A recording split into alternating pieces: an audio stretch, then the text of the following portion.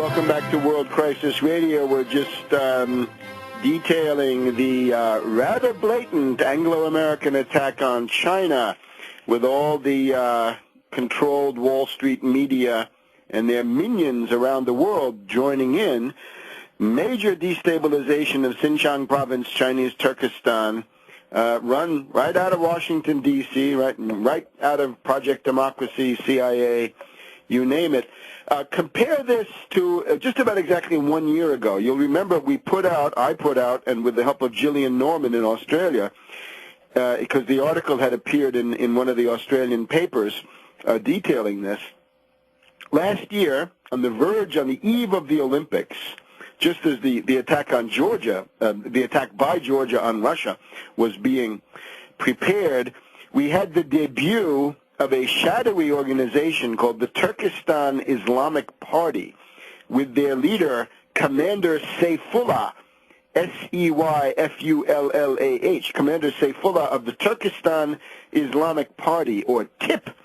And he came out and said that if the Chinese didn't call off the Beijing Olympics, they would attack.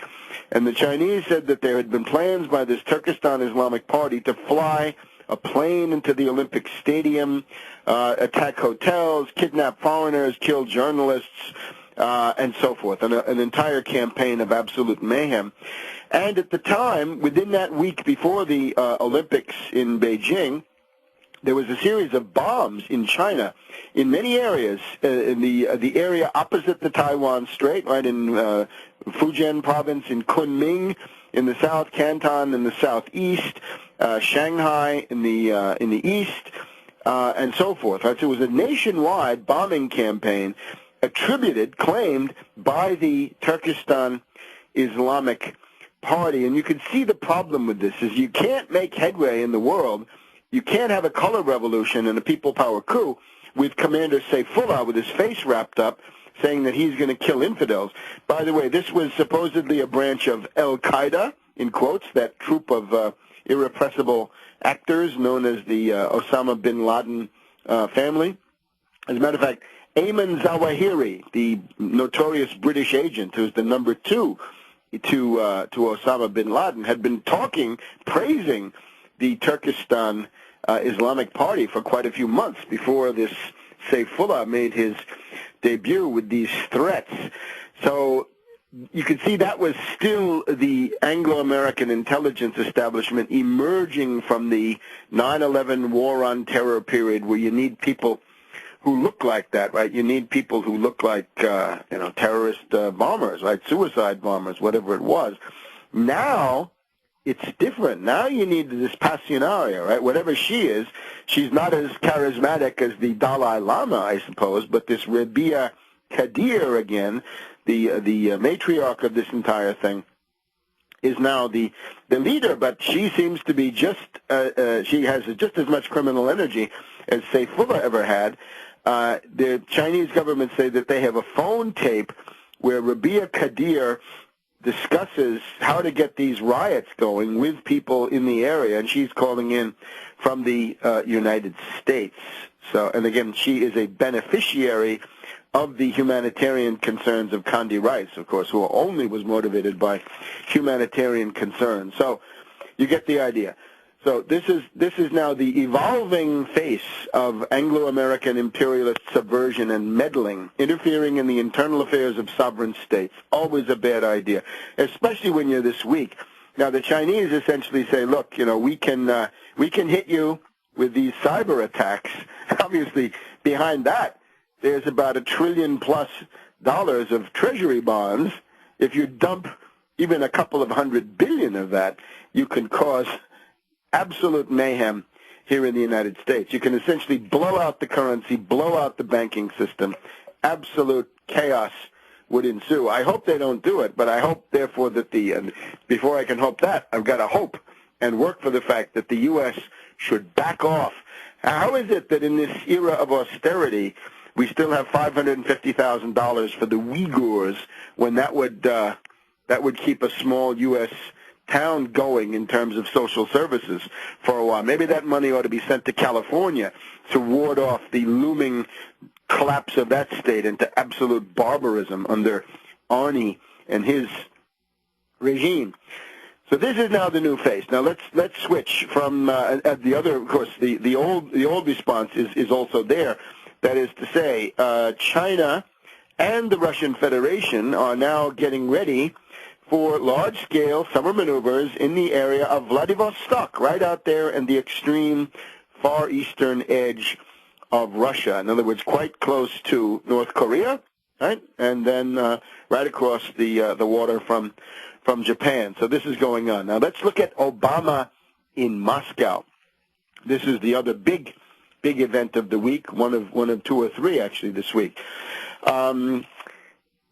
First of all, the atmospherics. The Russians are not dupes. There were not 200,000 Russian lemmings out there gaga drooling for Obama. That was unfortunately the shame of Germany last year, about a year ago right now, when Obama went on his Savior Anointed One Mahdi world tour. It was the 200,000 German lemmings at the Victory Column there opposite the Brandenburg Gate that marked the biggest public relations success. Although they had to be lured in, of course, by a free rock concert of some interest for them. In this case, the New York Times says Obama's magic fails. Obama's magic is not working on the Russians. They are mistrustful. They've seen a lot. They've seen the backslapping of the Clinton era that then turned into IMF shock therapy with 1,500% inflation and the total destruction of the country. Remember, Russia lost 2/3 of its total production under IMF shock therapy, under the reign of Jeffrey Sachs, who is now trying to rehabilitate himself, and Anders Aslund back in 1993, 1994, under the Yeltsin puppet regime, because that's really what it was, with the rise of these oligarchs, the people that Putin is now successfully bashing and depriving of their influence. So Obama's magic failed. No, there were no crowds trying to get a peek of him. There was none of this gaga for Michelle and the children and all the rest of this idiotic personality cult stuff. The personality cult of Obama fell flat. That's a tribute to the intelligence of Russians. So good for you, Russians. Thank God for the Russians, as Navy Secretary Gideon Wells said in 1863. Thank God for the Russians. Now, in terms of the talks, the media profile, obviously the Russian media, wanted to be friendly. They were told to be friendly. So this is clear. I think the central event is this breakfast meeting between Obama and Putin, which is, on the Putin's part, a history lesson for Obama, how the Bush regime systematically sabotaged everything positive in the bilateral Russia-U.S. relation. And as the RT, Russia Today correspondent, the Russian cable TV channel, said, it looked like at the end they were having an argument. This was not a rosy meeting. This was not a love fest between Obama and Putin. Now let's look at the concrete results. Basically, there are three. The big one is that Russia will give the U.S. transit rights, primarily airspace, but it may also be some rail, for military deliveries to Afghanistan. This is essentially saying we're putting you on the road to hell and perdition, because the Russians know better than anybody else in the world what awaits the invader of Afghanistan. You invade Afghanistan, you are doomed. And they know that, so they say, well, if this is really what you want, then go ahead, be our guest. Go ahead and you'll see what you find. You'll find exactly what we found, which was essentially a collapse.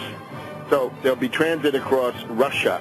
We'll be back in a minute with the rest of the results of the Putin-Obama meetings in Moscow with Medvedev also.